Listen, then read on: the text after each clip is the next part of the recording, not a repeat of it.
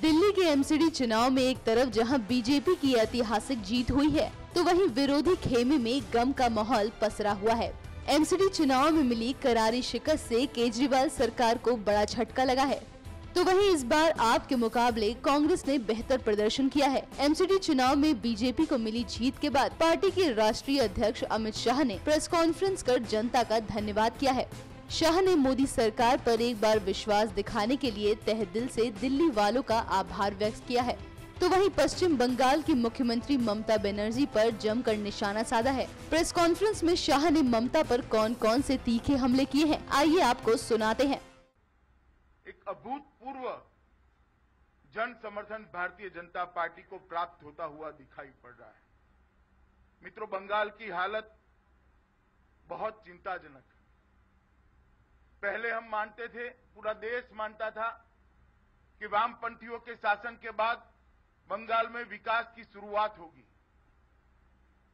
मगर ये 6-7 साल के कार्यकाल में भी बंगाल वासियों को निराशा प्राप्त हुई।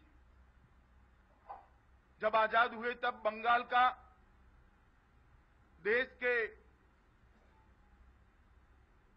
विकास में हिस्सा 25% था, वो आज घटते घटते घटते 4% पर स्थित रह गया है। यही बताता है कि पहले कम्युनिस्टों के शासन में और अब तृणमूल के शासन में बंगाल तेजी से विकास में अपनी हिस्सेदारी को घटा रहा है।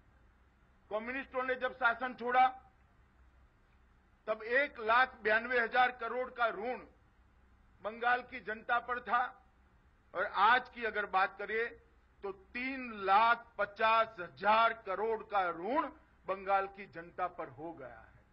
तो ऋण में बहुत बड़ी बढ़ोतरी हुई है। भ्रष्टाचार कहीं अटकने का नाम नहीं देता है। सादगी के नाम पर भ्रष्टाचार का बढ़ावा हुआ है। चाहे शारदा हो चाहे नारदा हो, नैतिकता के आधार पर तृणमूल कांग्रेस जवाब देने की स्थिति में नहीं है। बंगाल की जनता उनसे जवाब मांग रही है।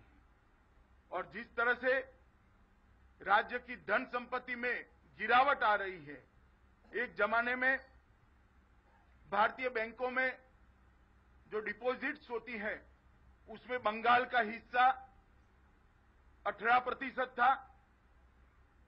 कम्युनिस्ट आए तब 12.8 रह गया, और अब वो हिस्सा 6.3% रह गया है। मतलब 18% से 6%, 1/3 हो गया है।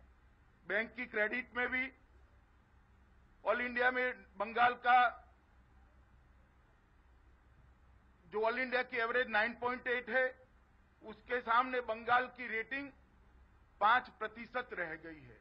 मित्रों, ये बहुत चिंताजनक बात है। एफडीआई निवेश में भी 2% से कम निवेश हुआ है। विद्युत की खपत के बारे में देश की एवरेज खपत 609 यूनिट प्रति व्यक्ति है। देश की एवरेज खपत 957 यूनिट प्रति व्यक्ति है। इसके सामने बंगाल की खपत 609% है, मतलब 609 यूनिट है, मतलब 30% कम है। उत्पादन में भी गिरावट आई है। हर 5वां व्यक्ति गरीबी रेखा के नीचे काम कर रहा है। कृषि विकास दर भी स्थगित हो गया है। मजदूरों की स्थिति बहुत खराब है। और इसके साथ साथ बंगाल में जिस प्रकार से तुष्टीकरण की, अपीसमेंट की पॉलिटिक्स को टीएमसी ने बढ़ावा दिया है, मैं मानता हूं बंगाल में बहुत बड़ा आक्रोश इसके खिलाफ है। कोई कल्पना नहीं कर सकता कि बंगाल में दुर्गा पूजा में मूर्ति विसर्जन के लिए हाईकोर्ट से आदेश लेने पड़ेंगे। कोई कल्पना नहीं कर सकता सरस्वती पूजन को सरकार रक्षा नहीं दे पाएगी। किस प्रकार से बंगाल सरकार जनता के साथ भेदभाव कर रही है, इसका एक बहुत बड़ा उदाहरण है। नोटबंदी का विरोध कर बंगाल की मुख्यमंत्री जी ने पूरे देश में अपनी जगहसाई करी है। जाली नोट के कारोबार को रोकने में बंगाल सरकार पूर्णतया विफल रही है। बांग्लादेशी घुसपैठ को रोकने के लिए बंगाल सरकार विफल रही है। एक जमाना था जब बंगाल उद्योग से लैस था, कल कारखानों से लैस था। आज बंगाल सब प्रकार के कारखाने बंद हो रहे हैं, सिर्फ बम बनाने के कारखाने बंगाल में चालू हो रहे हैं। रविंद्र संगीत जिस बंगाल में गूंजता था, वही बंगाल में अब बम के धमाके सुनाई पड़ते हैं। मित्रों, मैं मानता हूं कि बंगाल की जनता इसके कारण बहुत व्यथित है, आक्रोशित है।